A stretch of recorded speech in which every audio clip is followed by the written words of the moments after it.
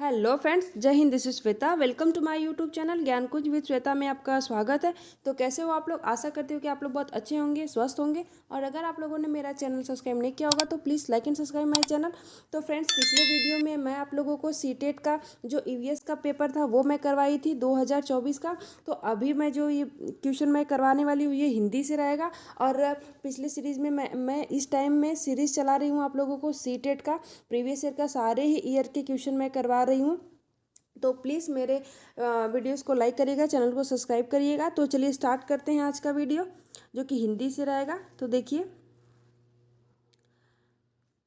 देखिए फ्रेंड, ये हिंदी से क्वेश्चन रहेगा।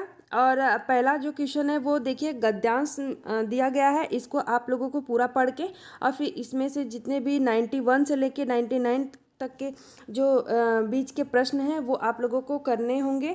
और इसी गद्यांश में से पढ़ के, तो पहले हम लोग गद्यांश को पढ़ते हैं फ्रेंड। तो स्टार्ट करते हैं।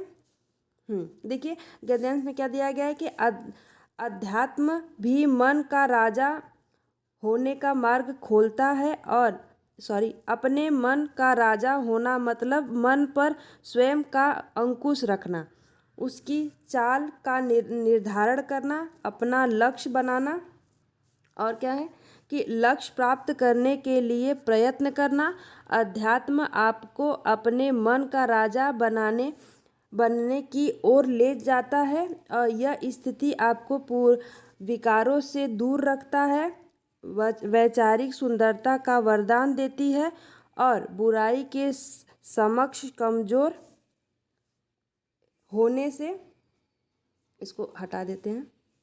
हाँ देखिए, कमजोर होने से बचाती है। प्रकृति से उपहार में जो जीवन मिला है उनके मूल्य को समझना चाहिए और उस क्षेत्र का राजा बनने के मार्ग पर चलना चाहिए जिस पर मानवता का विस्तार हो। और नेक्स्ट पैराग्राफ में क्या है देखिए कि राजा बनिए लेकिन शुद्ध विचारों, अच्छे कर्मों और मानवीय वेदना का राजा बनिए। अन्याय, अधर्म आदि के भय से भयभीत न हो और एक ऐसी सत्ता बनाए जिसमें समानता हो, जो स्वयं में राजा होकर समानता का मार्ग प्रशस्त करता है। वह अध्यात्म के क्षेत्र का भी राजा बन जाता है। तो आप लोगों का ये जो गद्यांश था। और देखिए हम लोग इसमें पढ़ते हैं कि हम लोग इसमें पढ़ते हैं कि इसका जो है क्या है, इसमें क्वेश्चन क्या दिया गया है। ठीक है, तो चलिए क्वेश्चन पढ़ लेते हैं। गद्यांश के अनुसार मनुष्य में, फिर डैश दिया हुआ खाली जगह का बहुत महत्व है। तो किसका महत्व है फ्रेंड? तो हम लोग यहाँ से ढूंढेंगे। तो देखिए दिया गया है यहाँ पे कि गद्यांश में किसका महत्व होता है। देखिए मन पर स्वयं का अंकुश रखना। तो देखिए इसका जो राइट ऑप्शन हो जाएगा, ऑप्शन थर्ड हो जाएगा। ठीक है, तो नेक्स्ट क्वेश्चन पे चलते हैं। नेक्स्ट क्वेश्चन क्या है फ्रेंड?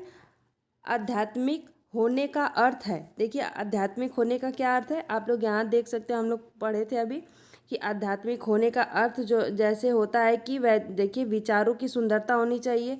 इसमें देखिए कि ऑप्शन दिया गया है कि वैचारिक प्रबुद्धता और दूसरों पर दया करना, और तीसरा है कि शारीरिक सुंदरता, और चौथा है विचारों की सुंदरता। तो इसका जो राइट ऑप्शन हो जाएगा फ्रेंड, ऑप्शन फोर हो जाएगा। विचारों की सुंदरता होना चाहिए। अध्यात्म का अर्थ होता है ये गद्यांश के अनुसार। और देखिए क्वेश्चन थर्ड क्या है कि अध्यात्म शब्द में, फिर डैश दिया हुआ है, प्रत्यय का प्रयोग किया जा सकता है। ठीक है, अध्यात्म जो है वो प्रत्यय का प्रयोग किया जाता है। तो अध्यात्म में कौन सा प्रत्यय का यूज हुआ है? देखिए लास्ट में है, ये है अध्यात्म, इसमें एक प्रत्यय लगा है। ठीक है फ्रेंड, तो ऑप्शन सेकंड सही है। तो नेक्स्ट क्वेश्चन पे चलते हैं। नेक्स्ट क्वेश्चन क्या है? हाँ देखिए नेक्स्ट क्वेश्चन है कि विशेषण विशेष्य का उदाहरण नहीं है। ठीक है, जो विशेषण और विशेष्य का उदाहरण नहीं है क्या है? फर्स्ट है वैचारिक सुंदरता, और सेकंड क्या है कि अच्छे कर्म, और थर्ड है मानवीय संवेदना, और फोर्थ है लक्ष्य निर्माण। तो देखिए जो विशेषण और विशेष्य का उदाहरण नहीं है फ्रेंड पूछा है। तो देखिए इसमें जो मानवीय जो संवेदना है इसका ये नहीं है, और अच्छे कर्म, लक्ष्य निर्माण और वैचारिक सुंदरता है। ठीक है, तो नेक्स्ट क्वेश्चन पे चलते हैं। नेक्स्ट क्वेश्चन क्या है कि कि राजा का अनिवार्य गुण है, नहीं है, सॉरी, अनिवार्य गुण नहीं है। तो देखिए हम लोगों को क्या करना है कि इसमें से ढूंढ के करना है। आप लोग इसको पढ़िएगा। इसमें क्या है कि राजा का अनिवार्य गुण नहीं है मानवीय संवेदना, अच्छे कर्म और धर्म भीरू होना और निर्भयता। तो इसका देखिए जो राइट ऑप्शन हो जाएगा वो धर्म भीरू होना, ये नहीं होना चाहिए गुण, और निर्भयता होनी चाहिए, अच्छे कर्म होने चाहिए और मानवीय संवेदना होना चाहिए। ठीक है, ये तीनों चीज़ें होनी चाहिए। हम लोग इसको हटा देते हैं। तो देखिए नेक्स्ट क्वेश्चन पे क्या है कि एक राजा को डैश दिया है और से नहीं डरना चाहिए। देखिए क्या दिया गया है, किससे नहीं डरना चाहिए। तो ऑप्शन पहले पढ़ लेते हैं। तो ऐसा बहुत सारे ऐसे क्वेश्चन होंगे फ्रेंड कि आप लोगों को बिना पैराग्राफ पढ़े ही आप लोगों को क्वेश्चन का आंसर मिल जाएगा। क्वेश्चन ऐसे भी पूछते हैं, जैसे मान लीजिए कोई शब्द दे दिया, पूछ दिया कि उसमें से तत्सम क्या है, तो आप लोगों को उसमें पैराग्राफ में ढूंढने की ज़रूरत नहीं है, वो तो आप लोग ऐसे बताएंगे। ठीक है, तो इसमें देखिए ऑप्शन पढ़ लेते हैं। ऑप्शन फर्स्ट है असमानता समानता, और ऑप्शन सेकंड क्या है वैचारिक सुंदरता और लक्ष्य निर्माण, और ऑप्शन थर्ड है अध्यात्म एवं अन्याय, और ऑप्शन फोर है क्या अन्याय और अधर्म। तो क्या होना, नहीं डरना नहीं चाहिए। ठीक है, किससे जो एक राजा को किस किस बातों से नहीं डरना चाहिए। तो देखिए अन्याय और अधर्म इसका जो है, नहीं सॉरी, इसका जो किससे नहीं डरना चाहिए, वैचारिक सुंदरता और लक्ष्य निर्माण से नहीं डरना चाहिए। ठीक है, अपना काम करना चाहिए। और देखिए सेकंड क्या है कि राजा के किन गुणों की चर्चा गद्यांश में की गई है। ठीक है, उनके जो किस गुणों की चर्चा गद्यांश में की गई है फ्रेंड। तो ऑप्शन ए है शुद्ध विचार अंकुश लगाना, और सेकंड क्या है कि अच्छे कार्य दान करना, और ऑप्शन थर्ड क्या है शुद्ध विचार अच्छे कर्म, और ऑप्शन फोर क्या है कि समानता और समता। ठीक है, तो इसका राइट ऑप्शन क्या हो जाएगा, अगर जो राजा का जो किस गुणों की चर्चा की गई है गद्यांश में फ्रेंड। तो देखिए इसमें यहाँ पे इनके जो है वो अच्छे कर्म और मानवीयता जो है, अच्छे कर्मों की शुद्ध विचारों की प्रशंसा की गई है फ्रेंड। तो आप लोग यहाँ से ढूंढ सकते हैं। तो ठीक है, इसका जो राइट ऑप्शन हो जाएगा ऑप्शन थर्ड होगा। तो नेक्स्ट क्वेश्चन पे चलते हैं।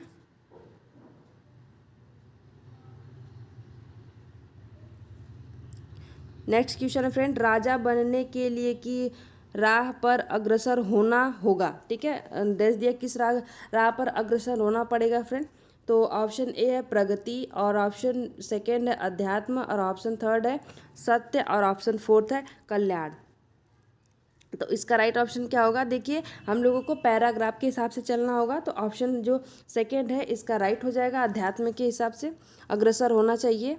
और 99 नंबर क्या है क्वेश्चन नंबर, कि अपने मन का राजा होने से तात्पर्य है। ठीक है, जो अपने मन का राजा था उससे होने से क्या तात्पर्य है। ऑप्शन फर्स्ट है दूसरों पर अंकुश लगाना, और ऑप्शन सेकंड है अपने लक्ष्य के लिए सत्ता हड़पना, और ऑप्शन थर्ड क्या है कि मन को नियंत्रित करना, और ऑप्शन फोर्थ है अपने जीवन पर अंकुश लगाना। ठीक है, तो देखिए हम लोगों को यहाँ से ढूंढना होगा। देखिए मैं आप लोगों को पैराग्राफ बार बार नहीं दिखा पा रही हूँ, लेकिन आप लोग इससे करके आप लोग प्रैक्टिस कर सकते हैं। क्या उसमें क्वेश्चन में पूछा था कि अपने मन पर जो, एक मिनट फिर से हम लोग पढ़ लेते हैं क्वेश्चन क्या पूछा था। देखिए अपने मन का राजा होने से क्या तात्पर्य है, यही पूछा था ना फ्रेंड।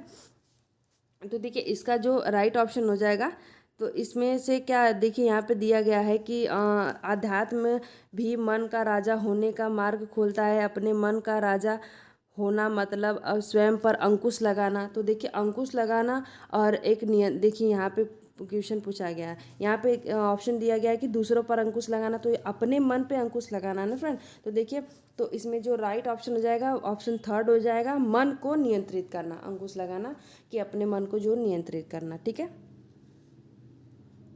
तो ऑप्शन थर्ड इसका राइट हो जाएगा।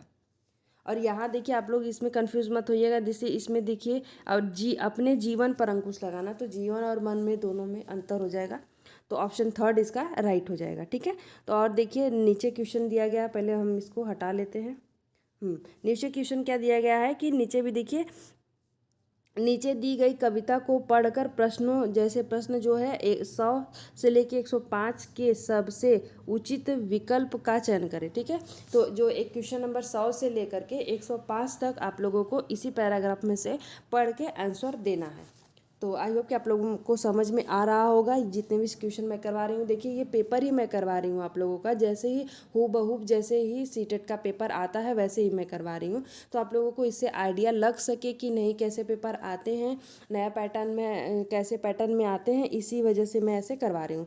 तो आप लोग प्लीज़ इस वीडियो को 1 से 2 बार देखेंगे तो आप लोगों को दिमाग में ये चीज़ें बैठेंगी और समझ में आएगा कि क्वेश्चन आप लोगों को करना कैसे। देखिए क्वेश्चन में क्या दिया, पहले तो हम लोग पैराग्राफ पढ़ लेते हैं। गांधी, तिलक, सुभाष और जवाहर का प्यारा यह देश है, और ये क्या है, जियो और जीने दो का सबको देता संदेश है। प्रहरी बनकर खड़ा हिमालय जिसके उत्तर द्वार पर, हिंद महासागर दक्षिण में इसके लिए विशेष है। लगी गूंजने दसों दिशाएं वीरों के यशगान से, हमें मिली आज़ादी वीर शहीदों के बलिदान से। ये कविता दिया गया है। अब हम लोग इसका आंसर क्वेश्चन पढ़ के आंसर देते हैं। तो क्या है फ्रेंड कि देखिए भारत देश की क्या विशेषता है। ठीक है, भारत देश की विशेषता पूछा है फ्रेंड। तो ऑप्शन में है उत्तर में प्रहरी खड़े हैं, और ऑप्शन सेकेंड है दक्षिण में अरब सागर है, और ऑप्शन थर्ड है दक्षिण में हिंद सागर है, और ऑप्शन फोर्थ है उत्तर में सुंदर वादियाँ हैं। तो देखिए क्या यहाँ पे दिया गया है कि जो यहाँ पे दिया हिंद महासागर दक्षिण में इसके विशेष है। तो देखिए जो भारत देश की विशेषताएं दिया गया है उसमें जो ये है ऑप्शन थर्ड इसका राइट हो जाएगा। ठीक है, भारत के दक्षिण में हिंद महासागर स्थित है उसके बारे में बताया गया है। और क्या है, नेक्स्ट क्वेश्चन पे चलते हैं। तो देखिए नेक्स्ट क्वेश्चन है कि कविता में किस संदेश की बात की गई है। ठीक है, इस कविता में किस संदेश की बात की गई है फ्रेंड। तो देखिए ऑप्शन पढ़ लेते हैं पहले।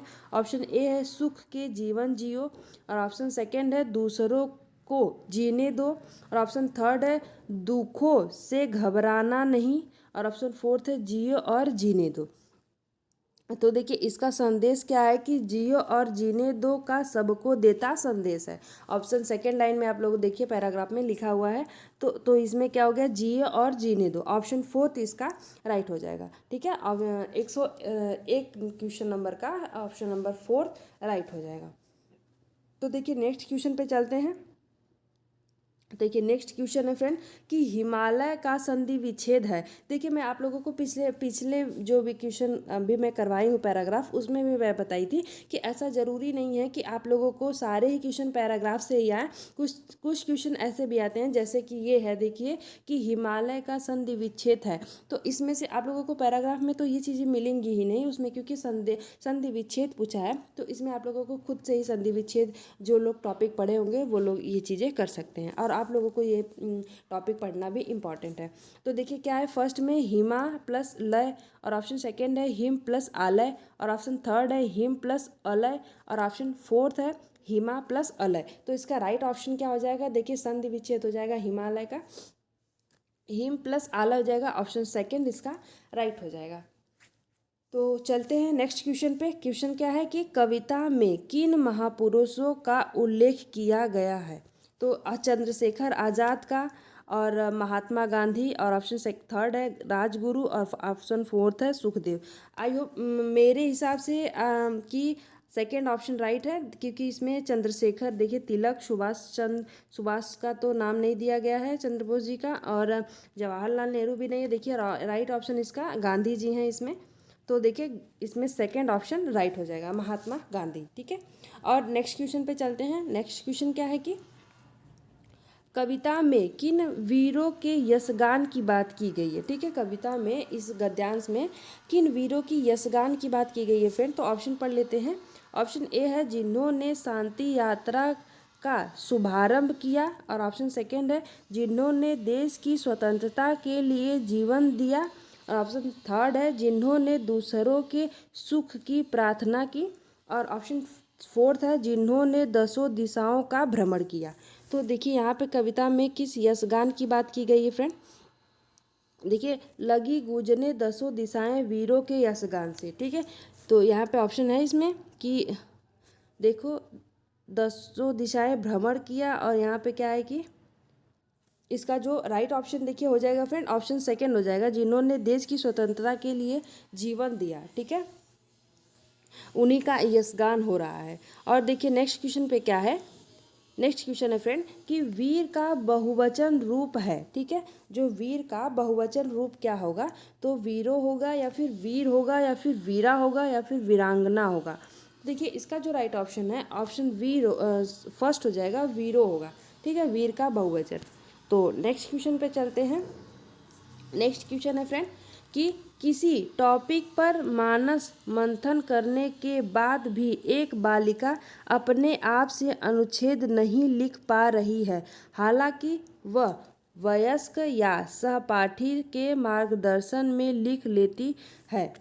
और क्या है कि इस प्रकार के मार्गदर्शन को क्या कहेंगे। ठीक है, ऐसे में इस प्रकार के मार्गदर्शन को क्या कहेंगे। तो देखिए फ्रेंड, आप लोगों को सीटेट में ही हर सब्जेक्ट में ही 15 नंबर के आप लोगों की सीडीपी 15 नंबर की आप लोगों का पेडागोजी रहेगा, और 15 नंबर के आपको ऐसे ही कंटेंट रहेंगे। तो देखिए आप लोगों का पेडागोजी का क्वेश्चन स्टार्ट हो गया है। तो देखिए इसमें क्या है कि किसी टॉपिक पर एक मानस मंथन के बाद भी एक बालिका ने जैसे अपने आप से अनुच्छेद नहीं लिख पा रही थी। ठीक है, हालांकि वह क्या था कि वयस्क या सहपाठी के मार्गदर्शन में लिख लेती है, लेकिन इस मार्गदर्शन को क्या कहेंगे, क्वेश्चन में यही पूछा है फ्रेंड। तो ऑप्शन फर्स्ट है मदद, स्कैफोल्डिंग, और ऑप्शन सेकेंड है सहपाठी शिक्षण, और ऑप्शन थर्ड है सहपाठी परामर्श, और ऑप्शन फोर्थ है टीम शिक्षण। तो इसका राइट ऑप्शन क्या हो जाएगा। और आप लोग प्लीज़ कमेंट बॉक्स में कमेंट करके बता भी सकते हैं अपना क्वेश्चन, जिससे आप लोगों का ये जो मॉक टेस्ट लग रहा है आप लोग इससे प्रैक्टिस कर सकते हैं। ठीक है, तो देखिए इसको क्या हो जाएगा कि मदद, इस मार्गदर्शन को क्या कहेंगे कि मदद कहेंगे। ठीक है, स्कैफोल्डिंग, जैसे हम लोगों को किसी का मदद करना है तो उसमें हम लोग थोड़ा सा उससे पुश करके स्कैफोल्डिंग के द्वारा हम लोग उसको करवा सकते हैं। तो नेक्स्ट क्वेश्चन पे चलते हैं। नेक्स्ट क्वेश्चन है फ्रेंड कि यह अधिगम का एक प्रकार है जिसमें बच्चे को उच्च स्तरीय मानसिक प्रक्रियाओं जैसे बुद्धि या तर्क करना आदि का प्रयोग करना होता है। ठीक है, क्या है कि यह अधिगम का एक प्रकार है जिसमें बच्चों को उच्च स्तरीय मानसिक प्रक्रियाओं जैसे बुद्धि या तर्क करना आदि का प्रयोग करना होता है। तो ऑप्शन में क्या है कि ऑप्शन एक है मौखिक अधिगम, और ऑप्शन सेकेंड अवधारणा अधिगम, और ऑप्शन थर्ड है गत्यात्मक कौशल अधिगम, और ऑप्शन फोर्थ है संरचना अधिगम। तो देखिए अगर आप लोग सीटेट का क्वेश्चन एग्ज़ाम दे रहे हैं तो प्लीज़ आप लोग सीटेट का जो क्वेश्चन आता है वो पैराग्राफ थोड़े बड़े बड़े आते हैं क्वेश्चन, तो आप लोग इससे घबराइएगा मत कि इतने बड़े क्वेश्चन है यार, मैं कैसे कर पाऊंगी या फिर मैं कैसे कर पाऊंगा। तो पहले आप लोग अस्थिर से ही दिमाग को शांत करके क्वेश्चन को पढ़िएगा और उसको डीपली समझने की कोशिश करिएगा। क्योंकि जो पैडागॉजी आप लोग ऐसा नहीं कि बस एक बार क्वेश्चन को पढ़ें और ऐसा नहीं होगा कि आप लोग को सट से दिमाग में आ जाए कि नहीं इसका ये राइट होगा। उसको आप लोगों को थोड़ा डीपली समझना होगा, थोड़ा अध्ययन करना होगा। उसके लिए आप लोग अपने मन को एकदम शांत रखिएगा, दिमाग को, और जब एग्ज़ाम हॉल में बैठिएगा तो पहले क्वेश्चन को अच्छे से आराम से पढ़िएगा, उस हिसाब से उसका आंसर ढूंढ के आप लोग लगाइएगा। आप लोगों का ऐसे गलत नहीं होगा। और अगर आप लोग ऐसे घबरा जाएंगे कि नहीं बहुत बड़े क्वेश्चन है, तो आप लोगों के गलत होने के चांसेस बहुत ज़्यादा हो जाएंगे। ठीक है, तो देखिए क्वेश्चन में पूछा गया कि यह अधिगम का एक प्रकार है। क्या प्रकार है कि जिसमें बच्चे को उच्च स्तरीय मानसिक प्रक्रियाओं जैसे बुद्धि, तर्क करना आदि का प्रयोग करना होता है। कौन सा प्रकार है पूछा है फ्रेंड कि जिसमें बच्चों को तर्क करना, बुद्धि करना, इसमें प्रयोग मानसिक स्तर पे क्रिया करना होता है। ठीक है, उच्च स्तर पे क्रिया करना होता है। तो देखिए मौखिक अधिगम है कि अवधारणा अधिगम है, या फिर संरचना अधिगम है, या फिर गत्यात्मक कौशल है। तो देखिए मौखिक अधिगम तो वो होगा कि जैसे मैं जो आपसे पूछूं मौखिक रूप से और आप लोग मौखिक रूप से आंसर दो, और जिसमें तर्क करना है, बुद्धि करना है, बुद्धि लगाना है, तर्क लगाना है, उच्च स्तरीय मानसिक प्रक्रिया है फ्रेंड, तो ये अवधारणा अधिगम हो जाएगा। जिससे हम लोग मान लीजिए जो मैथ मैथ लगाता है तो वो तर्क करता है, अपना बुद्धि लगाता है, उसमें तर्क करता है, तमाम चीज़ें सोचता है, उसके दिमाग में बहुत सारी बातें चलती तब जाके उसका आंसर वो ढूंढ पाता है। तो उसमें ये जो है अवधारणा अधिगम हो जाएगा। ठीक है फ्रेंड, तो नेक्स्ट क्वेश्चन पे चलते हैं। नेक्स्ट क्वेश्चन क्या है कि एक अध्यापक होने के नाते आप एक बच्चे की उसके कुल भाषा प्रयोग के लिए प्रशंसा करते हैं। ठीक है, एक बच्चा है जो उसके अध्यापक होने के नाते आप क्या करते हैं कि जो कुल भाषा का प्रयोग करना मतलब जो आपकी लोकल लैंग्वेज है, सबकी अपनी अपनी लोकल लैंग्वेज होती है, उसको बोल रहा है कि प्रशंसा करते हैं। अधिक अध्यापक उसका प्रशंसा करता है यद्यपि उसने कुछ शब्दों की वर्तनी गलत लिखी है। आप कक्षा में किस उपागम का प्रयोग कर रहे हैं। ठीक है, तो किस उपागम का प्रयोग कर रहे हैं फ्रेंड? ऑप्शन ए है समग्र भाषा, और ऑप्शन सेकेंड है संप्रेषणात्मक, और ऑप्शन थर्ड है रचनावादी, और ऑप्शन फोर्थ है संरचनात्मक। तो देखिए क्या है कि अगर हम कोई भी अपना लोकल लैंग्वेज यूज़ कर रहा है और कुछ लिखा है और उसमें थोड़ी भी त्रुटि आ गई है और मैं उसका प्रशंसा कर रहा हूँ, तो इस अधिगम को क्या कहा जाएगा। और देखिए मैं आप लोगों को बता दी कि लोकल भाषा में कि अगर हम लोग ही हैं भोजपुरी बोलते हैं तो बहुत लोग उसको निगेटिव लेते हैं कि ऐसे स्कूल में कॉलेजेस में नहीं बोलने चाहिए, आपस में बात नहीं करनी, लेकिन ये चीज़ें गलत है। ये हमारी भाषा है, हम उसको बोल सकते हैं और वो भाषा गलत नहीं है, तो उसको भी बढ़ावा हम लोगों को देना चाहिए। ठीक है फ्रेंड, तो देखिए ये समग्र शिक्षा हो जाएगा, समग्र भाषा हो जाएगी। ऑप्शन ए इसका राइट हो जाएगा क्योंकि अध्यापक को ये नहीं करना चाहिए कि नहीं आप तुम भोजपुरी मत बोलो, स्कूल में आए हो तो ऐसे मत बोलो, ये चीज़ें वो गलत हो। समग्र शिक्षा उसको देना चाहिए। सभी लैंग्वेज है, सब हिंदी, इंग्लिश, संस्कृत सारे ही लैंग्वेज हैं, तो लैंग्वेज एक सीखना समग्र शिक्षा है, ऐसा नहीं है कि वो गलत है। ठीक है, तो ऑप्शन ए इसका राइट हो जाएगा।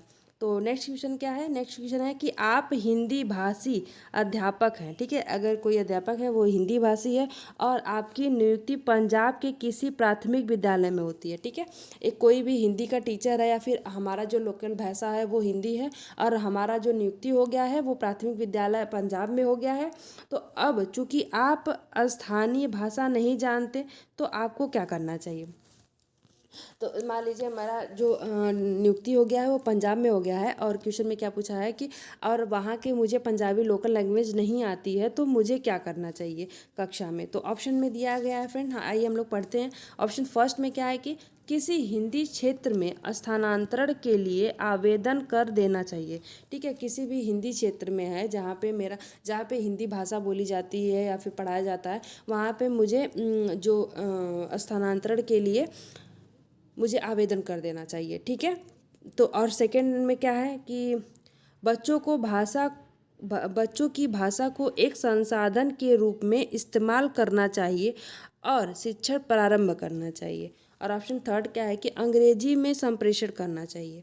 और ऑप्शन फोर्थ है समुदाय को हिंदी सीखने के लिए प्रेरित करना चाहिए। तो इसमें से सबसे अच्छा ऑप्शन क्या है? तो देखिए क्या है कि अगर पहला में है किसी हिंदी भाषा क्षेत्र में स्थानांतरण करते, ऐसा तो ये चीज़ें तो एकदम ही गलत होगी किसी एक टीचर के लिए कि अगर आपको वो लैंग्वेज नहीं आ रही है तो आप वहाँ से ही अपना ट्रांसफ़र करवा लो कि नहीं मुझे यहाँ का लोकल लैंग्वेज नहीं आता तो मुझे जहाँ जो आता है मुझे लैंग्वेज मैं वहाँ चला जाऊँ, तो ये निगेटिविटी फैलाएगा, ये चीज़ें सही नहीं है। और ऑप्शन थर्ड देखिए कि अंग्रेजी में संप्रेषण करें और आप वो भाषा बोलें जो वो भाषा बोल रहे हैं जो कक्षा में बच्चों को आ ही नहीं रहा है, तो आपको पढ़ाने का कोई मतलब ही नहीं है आपके। ठीक है, और ऑप्शन फोर्थ में क्या है कि समुदाय को हिंदी सीखने के लिए प्रेरित करना चाहिए प्रेरित करना चाहिए। तो हम ये नहीं कर सकते ना कि हमको जो लैंग्वेज आ रही है हम सामने बच्चों को भी वही सीखने के लिए प्रेरित करें, हमको उसमें ढलना चाहिए और उनका जो भाषा है उसको एक संसाधन के रूप में इस्तेमाल करके और अपना पाठ्यक्रम बढ़ाना चाहिए, अपना जो है शिक्षण प्रारंभ करना चाहिए। धीरे धीरे चीज़ें मैनेज हो जाएंगी। तो देखिए इसका जो ऑप्शन सेकेंड है वो राइट ऑप्शन है। ठीक है, ऑप्शन दो।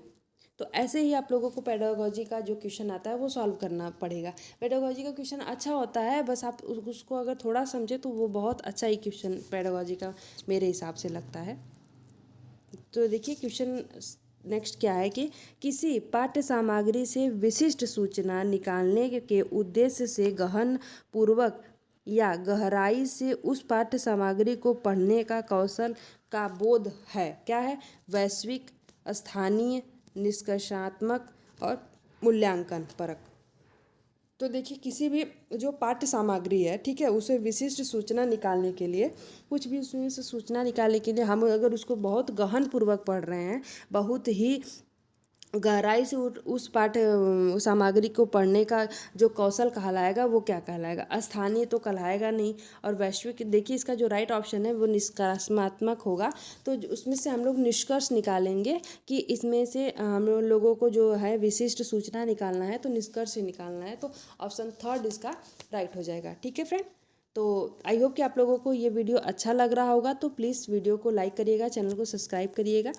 और देखिए ऐसे ही वीडियो मैं आप लोगों को पिछले भी सीरीज़ में ला चुकी हूँ, सीडीपी से भी और ईवीएस से भी, और आगे ही वीडियो ऐसे सीरीज़ में आने वाली है सीटेट का।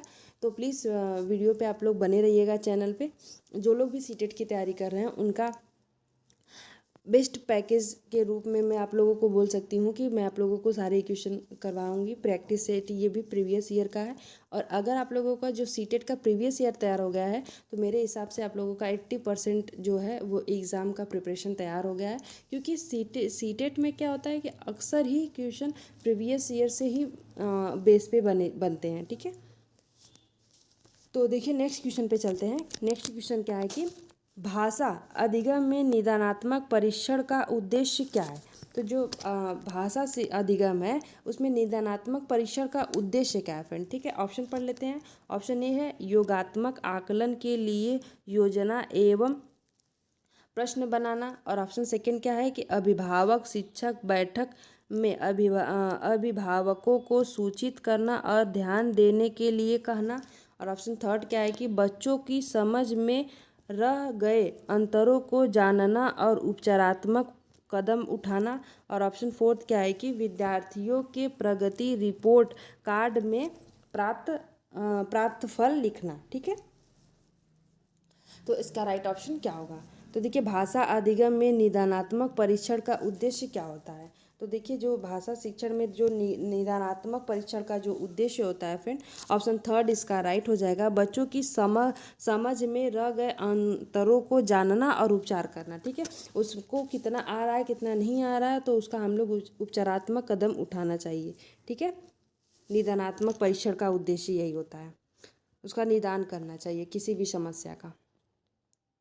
और नेक्स्ट क्वेश्चन है फ्रेंड, निम्नलिखित में से कौन सा कथन पाठ्य पुस्तक के बारे में सही है। ठीक है, निम्नलिखित में से कौन सा ऐसा कथन है जो पाठ्य पुस्तक के बारे में सही है। तो ऑप्शन पढ़ लेते हैं। ऑप्शन क्या है कि पाठ्य पुस्तक अध्यापक और शिक्षा विद्यार्थी के लिए एकमात्र महत्वपूर्ण सामग्री है। ठीक है, और ऑप्शन सेकंड में क्या है कि यह पाठ्यचर्या में उल्लिखित उद्देश्यों को प्राप्त करने में मदद करती है। और ऑप्शन थर्ड क्या है कि ये सत्र के लिए शैक्षिक गतिविधियों की योजना है।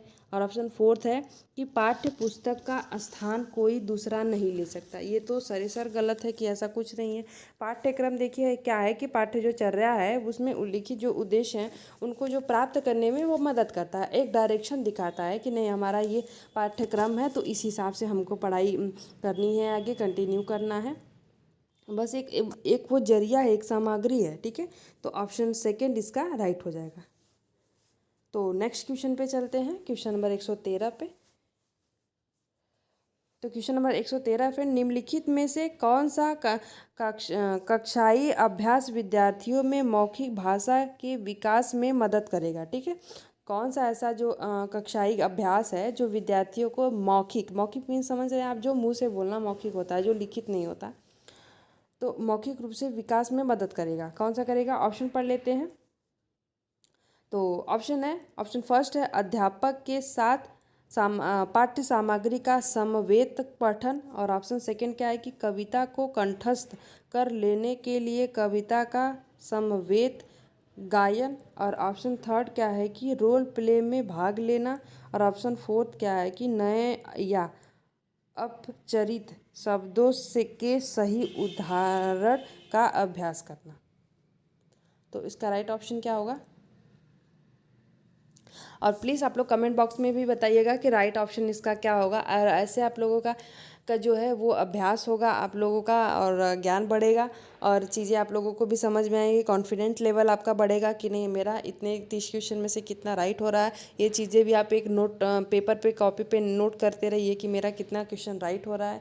इससे आप लोगों का एक टेस्ट लगेगा, ठीक है, और इससे तैयारी अच्छी होगी। तो देखिए इसका जो राइट ऑप्शन हो जाएगा, ऑप्शन थर्ड होगा। ये एक जो है ये रोल प्ले करता है, ठीक है, रोल प्ले में भाग लेता है, मौखिक भाषा के विकास में मदद करेगा, एक रोल प्ले होगा। तो ऑप्शन थर्ड इसका राइट हो जाएगा।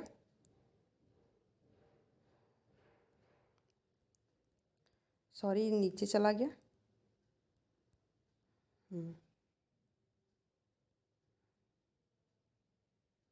क्वेश्चन नंबर 114 है, जब हम यह कहते हैं कि भाषा यादृच्छिक है तो इसका तात्पर्य है, क्या है इसका तात्पर्य फ्रेंड? ऑप्शन पढ़ लेते हैं। ऑप्शन ए है भाषा के शब्दों और उनके अर्थों के बीच अंतर्निहित संबंध है। और ऑप्शन सेकंड क्या है कि शब्दों और उनके अर्थों के बीच संबंध किसी ठोस कारण पर आधारित है या न कि बस यूं ही, ठीक है। और ऑप्शन थर्ड क्या है कि भाषा के शब्दों और उनके अर्थों के बीच किसी प्रकार का अंतर्निहित संबंध नहीं है। और ऑप्शन फोर्थ है भाषा पहले से निर्धारित सिद्धांतों का पालन करती है। तो आप लोग बताइएगा कि इसका राइट ऑप्शन क्या होगा, ठीक है। जब हम यह कहते हैं कि भाषा यादृक्ष है तो इसका क्या तात्पर्य है? तो देखिए इसका जो राइट ऑप्शन हो जाएगा, ऑप्शन थर्ड हो जाएगा, जो भाषा के शब्दों और उनके अर्थों के बीच किसी प्रकार का अंतर्निहित संबंध नहीं है, ठीक है। तो ऑप्शन थर्ड इसका राइट हो जाएगा। तो नेक्स्ट क्वेश्चन पे चलते हैं। नेक्स्ट क्वेश्चन है फ्रेंड, व्याकरण पढ़ाने का निगनात्मक उपागम अनुशंसा करता है कि हमें सबसे पहले क्या होना चाहिए? निगनात्मक पूछा है फ्रेंड, ये आप लोग ध्यान रखिएगा। और ऑप्शन फर्स्ट है कि उदाहरण प्रस्तुत करने चाहिए। और ऑप्शन सेकंड है नियम प्रस्तुत करने चाहिए। और ऑप्शन थर्ड है वास्तविक संप्रेषण प्रस्तुत करना चाहिए। और ऑप्शन फोर्थ है ड्रिल के माध्यम से अभ्यास करवाना चाहिए, ठीक है। तो इसका राइट ऑप्शन क्या हो जाएगा? व्याकरण पढ़ाने का निगनात्मक उपागम अनुशंसा करता है कि हमें सबसे पहले क्या करना चाहिए फ्रेंड? निगनात्मक में क्या होता है कि पहले हमको नियम प्रस्तुत करवाया जाता है, ठीक है।